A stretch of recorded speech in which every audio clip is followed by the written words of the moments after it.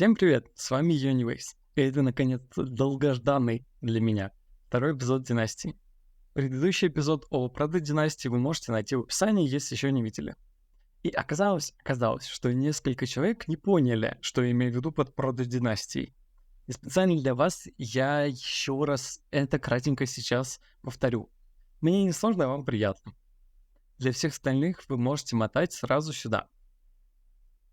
Итак, Прода — это первая часть сложных слов, обозначающая первенство, первичность, первобытность чего-нибудь. Например, прототип или проторенессанс. Соответственно, так же как 2 плюс 2 равно 4, прото плюс династия равно все, что было до династии. Многие симеры, которые начинают рассказывать о своей династии, упоминают закадровую игру, из которой они решают делать династию. У меня это была абсолютно точно такая же каша, из которой я решил сделать более структурированную историю одной семьи. Все-таки не всегда наши закадровые игры приводят к возникновению династии. Но мне это дало очень плодотворную почву, из которой получилось сделать более структурированный сторителлинг, о чем до этого я вообще никогда не задумывался. Вообще, вот этот первичный бульон я очень часто играю подобным образом, и потом реструктурирую все, что происходило в игре, в какой-то более или менее нарратив, который мне уже помогает и который можно вынести, показать публике. Да и, в принципе, многие симеры делают то же самое.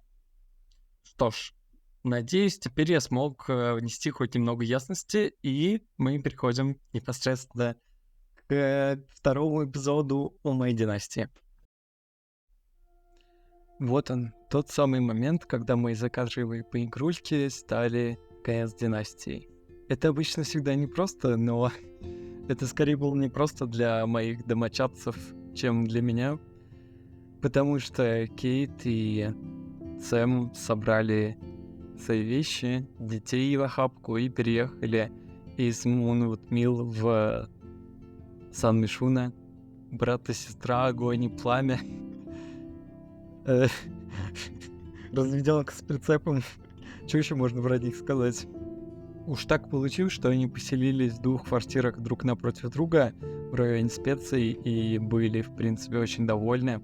Изначально это были совершенно необжитые квартиры, так как у Сэма денег побольше, он сразу все обустроил с Софией, а вот Кейт с Фредом куковали на чемоданах достаточно долго. Но в первый день, естественно, все пошли на фестиваль специй, потому что уж так совпало, что начался фестиваль специй. И, естественно, когда у тебя под окнами всякие шумы и гам, ты, конечно же, захочешь туда сходить и посмотреть, что-то вообще происходит. Это какой-то новый экспириенс для них был, в том числе, потому что, приехав из маленького городка, они вдруг оказались в эпицентре бурной жизни городской, большого мегаполиса. Это всегда классно. Пробираясь сквозь шумную толпу, они натыкаются на очаровательного музыканта. Мелодичные мелодии находят отклик в душе Кейт, и она чувствует необъяснимую связь с музыкой и чарующим музыкантом. Что-то в текстах трогает ее душу, пробуждая в ней любопытство. Первый раз, первый класс. Ну ладно уж, чё уж, не в первый, и не в первый класс, и не в первый раз. Но в новом сохранении, в новую старую школу. И старую, и старшую школу, которая мне очень нравится, поэтому я ее полностью перенес. И автор сейчас появится на экране, или авторка, или автор, не знаю. Бабуалт 85, наверное, как так. Мне очень понравилась эта школа, но не совсем. Поэтому я ее немного под себя переделал, убрав круглые крылья школы и мусор и всякое такое. Собственно, София и Фред уже скоро заканчивают старшие классы. И в новое сохранение также перенес всех друзей, естественно. Но Софии и Фреду предстоит заново познакомиться со всеми. И опять завести все отношения, которые у них были до этого. Поэтому, естественно, я опять познакомил Софии с Полиной, а Фреда со своими старыми друзьями.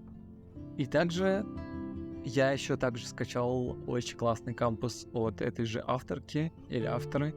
У них теперь есть не только урок по футболу, урок физкультуры, связанный с футболом, но и баскетбол.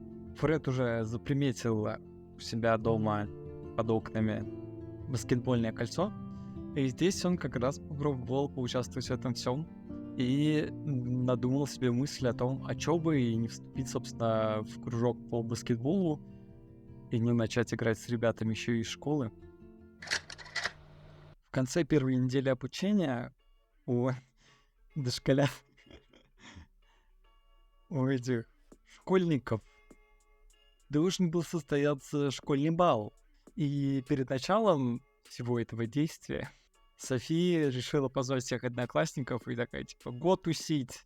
Чё уж, мы уж с вами целую неделю тусуемся, почему бы еще и не это. И, естественно, туда приперся и Фред. Даже если бы его не позвали, он бы все равно приперся. И он еще и схватил подмышку своего дружбана Саймона, чтобы тоже притащить его на школьный бал. Как друга, ничего большего. А то чё уж, София, естественно, пошла с Полиной, а Фред один просто отчепенец. Поэтому он хотя бы с Саймоном решил туда пойти. Ну, естественно, как могло быть иначе, София опять влюбилась в Полину, и они уже начали мутки крутить благодаря этому школьному балу. И вообще это все так неплохо прокачало отношения между одноклассниками. Они первую неделю как-никак уже отучились друг с другом. Уже можно выпускаться, все, хватит. Ну и в конце этого вечера, естественно, было голосование. У них очень классная директриса, обожаю ее просто. Пока она там толкала речь, значит, Фреду вообще это все до фени. Но, конечно, братец старался. Подговорил, что все голосовали за Софию и Полину. Но в итоге получилось не так, как он хотел. Потому что Софию выбрали королевой бала, а Полину шутом. А должно было быть наоборот, в отместку своей сестре двоюродной. Но это было зато весело. В конце еще Фред, как главный тусовщик, решил забраться на крышу и поспускать фейерверки. Потому что там очень классная крыша, на которой обычно тусуются все школьники. Ну и, конечно же, все на этом не закончилось. Они потом еще всю ночь тусили на набережной Коппердейла, где просто бухали по-черному. Дни сменяются ночами, и в один судьбоносный вечер мирный сон Кейт нарушается.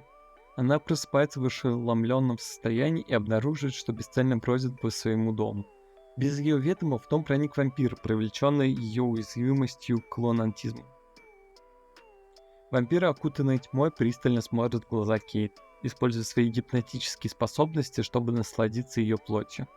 Им движет жажда крови, и поскольку Кейт остается под его чарами, он медленно пьет из нее, высасывая ее жизненную силу. Подавленное влиянием вампира, Кейт впадает в бессознательное состояние. В разгар этого ужасающего события сын Кейт, Фред, слышит шум и бросается на помощь своей матери. Несмотря на это, вампир остается невозмутимым и бесследно исчезает. Фреду остается ухаживать за своей матерью, которая находится в бессознании, не зная, как осмыслить произошедшие странные события. Время идет. Кейт продолжает ходить во сне, совершенно не подозревая, что вампиры нацелились на нее. Ночь за ночью она бродит по дому, преследуемая остаточными эффектами гипнотического воздействия вампира. Вампиры упорствуют в своих попытках манипулировать уязвимым состоянием Кейт, используя ее лунатизм как возможность контролировать ее. В попытке отвлечься от этих странных происшествий, Кейт соглашается пойти на свидание.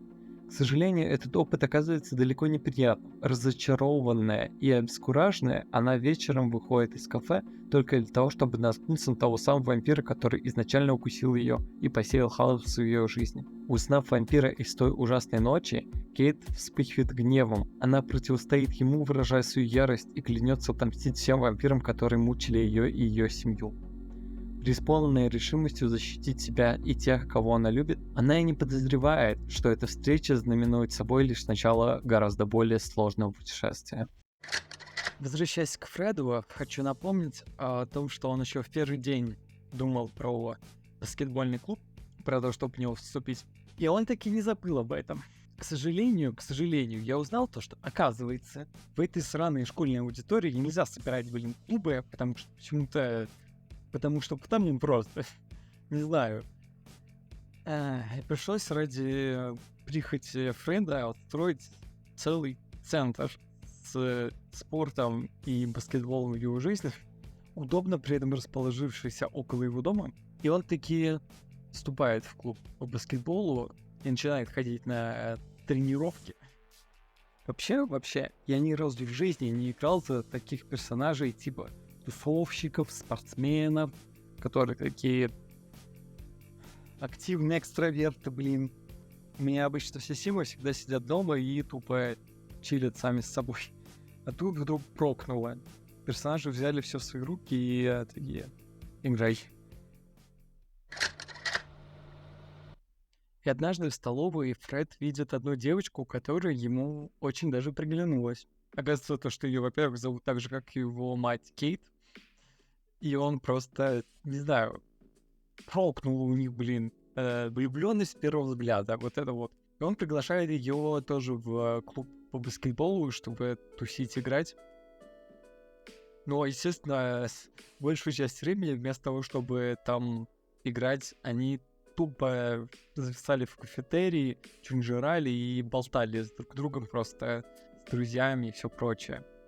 Естественно, туда тоже пришла София. Она, конечно же, притащила туда Полину, а Полина притащила свою сестру-близняшку Марию. И еще и брата своего они взяли. В общем, у них там целая компания была из одноклассников. Ну и, собственно, они собирались просто каждое...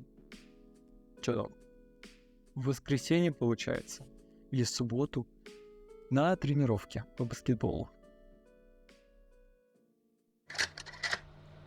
В один прекрасный день для Фреда была вообще неожиданностью то, что Кейт сама написала ему, предложила сходить на свидание. И, конечно же, он не отказался, потому что кто бы тут устоял. И они прекрасно провели время, сходили в пиццерию, поели там. Благодаря романтике пиццы они договорились, что пойдут вместе на школьный бал.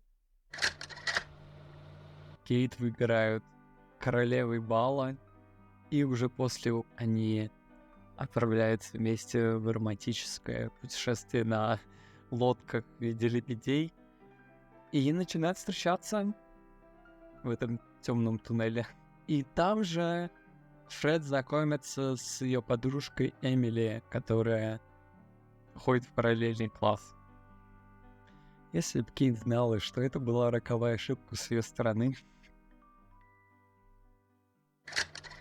И насчет Фреда также хотелось бы сделать ремарку, потому что может показаться, что он такой, типа, спортсмен, тусовщик, такой очень поверхностный, и у него, типа, может показаться, что вообще нет никаких интересов, но кроме спорта, там, не знаю, и выпивки.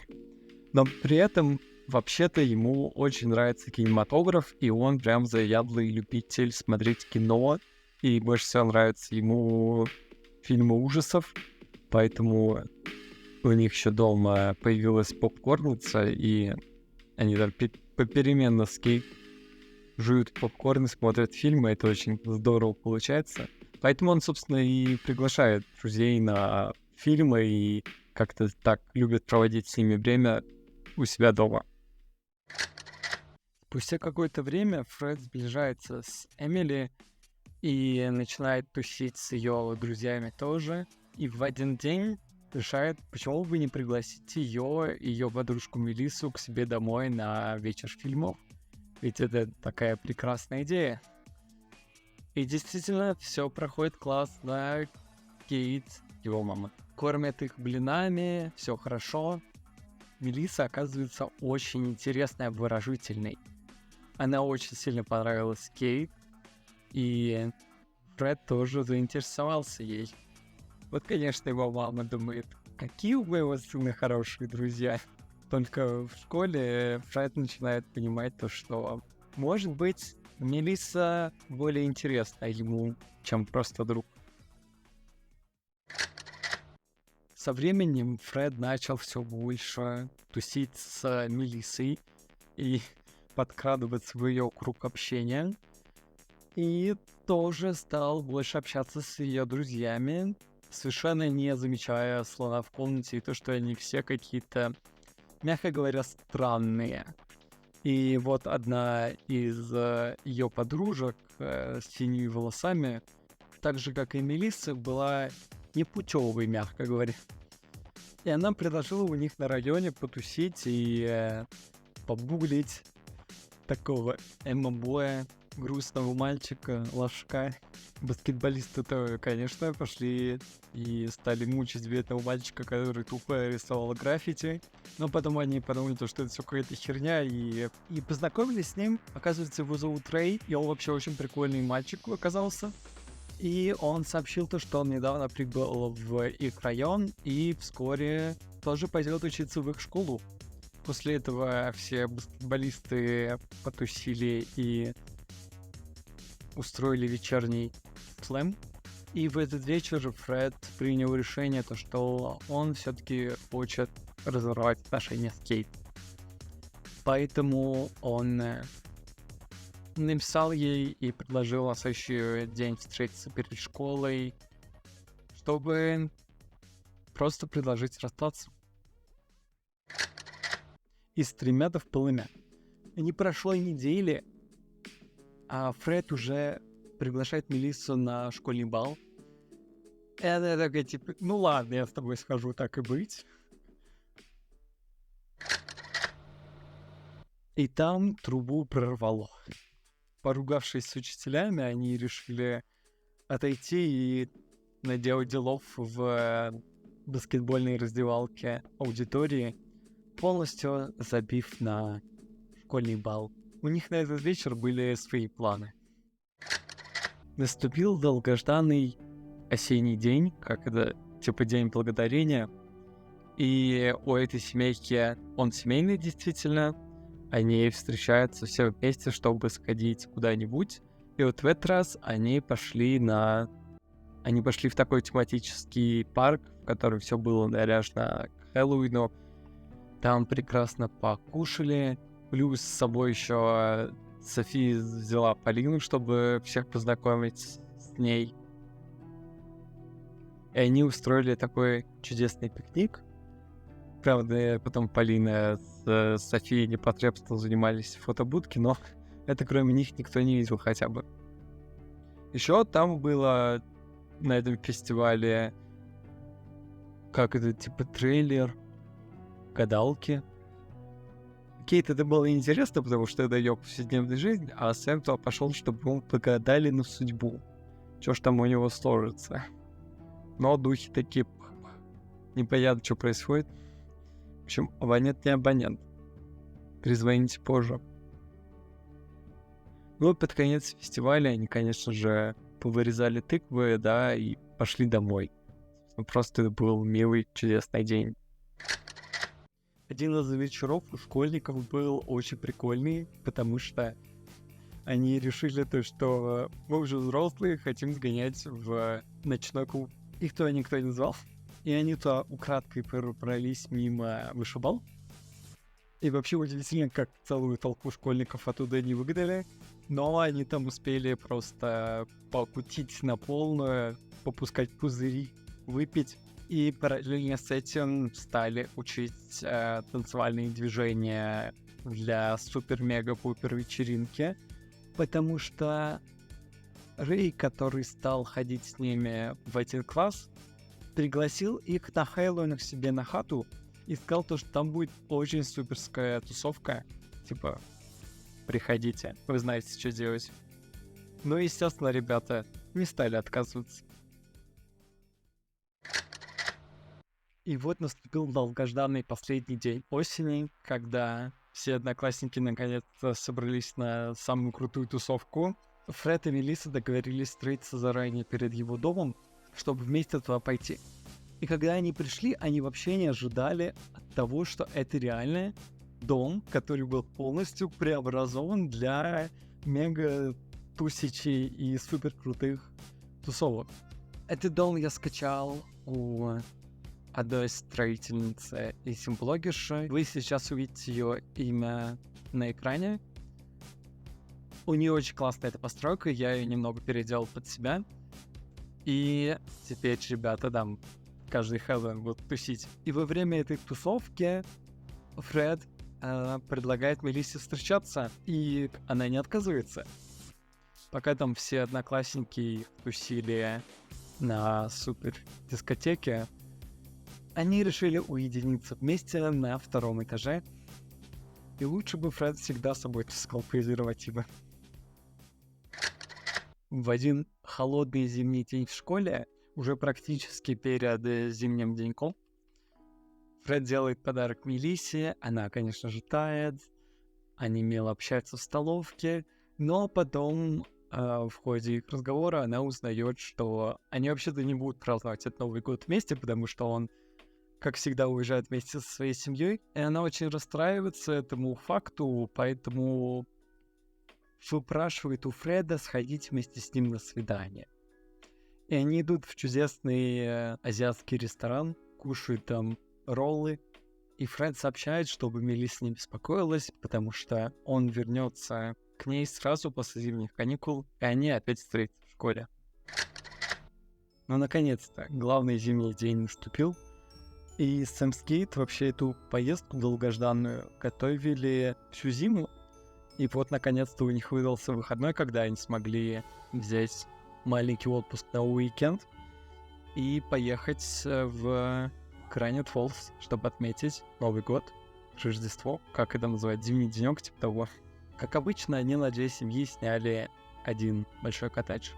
Просто буквально 2 денёчка, потому что потом, естественно, всем на работу, на учебу и все прочее. Но вот хотя бы сейчас они наконец-то могли всей семьей встретиться как люди, нарядить елку, приготовить праздничный ужин и весело провести этот Новый год вместе. Дома они ничего не украшали, а тут прям размахнулись всеми этими праздничными хлопотами, они занимались сочельником. А на следующий день уже как раз можно было отмечать, и все было готово, и не нужно было в последний момент готовить оливье и все прочее. И, конечно же, ничего не обошлось без маленьких подарочков, которые они заранее подготовили. Это просто были какие-то безделушки с Продавита и все прочее. А потом они решили сходить из своего домика просто по округе к соседям и зашли там к одной из своих знакомой, которая тоже сняла домик в том же месте, где они рядышком. И они там продолжили празднество, но на кой черт она, пытаясь приготовить просто праздничный ужин, подожгла нахрен всю плиту, и Сэму там пришлось их спасать. Очень сумбурно у них закончился Новый год, но зато вот на следующий денечек они решили всей семьей сходить в лес, хотя и было очень холодно, но они-то просто пришли, чтобы потусить, немножко побыть наедине с природой, посидеть у костра и все такое. Ну а Сэм потом предложил всей семье сходить куда-то в таинственную пещеру. Все его послали нахрен, и он такой: а ладно, пойду один, наткнулся там на отшельницу. Вот так вот сумбурно у них закончилась новогодняя поездка. Сколько должно было пройти времени, чтобы Фред только сейчас понял, кто такая Мелисса на самом деле. Она злюка, задира, и прошла любовь, завяли помидоры, видимо. И Фред только сейчас стал замечать то, насколько манипулятивно она с ним обходится, как проедает плешь, ругается с ним постоянно, пытается выудить от него какие-то подарки, походы еще куда-нибудь. И он думает, типа, может быть, ну его нафиг. Но он все еще тянет резину и не думает расставаться, потому что, типа, ну и так норм. Вообще не нужно думать то, что у кузенов, кузин, как они, двоюродных братьев, сестер, сиблингов, времяпрепровождение только в школе, да, на баскетболе, на самом деле они ходят и на фестивали, и в городе тусуются. Просто там не происходит ничего такого экстра, и фестивали все одни и те же, поэтому это что-то, что не двигает сюжет, и не то чтобы я включал их в повседневные будни. Вот он, долгожданный школьный бал перед долгожданными летними каникулами. Ребята, конечно, там отожгли на танцполе, потому что они не зря тусили все это время вместе и научились просто какому-то супер коллективному танцу, так что у всех учителей, у директрисы челюсть аж отвисла.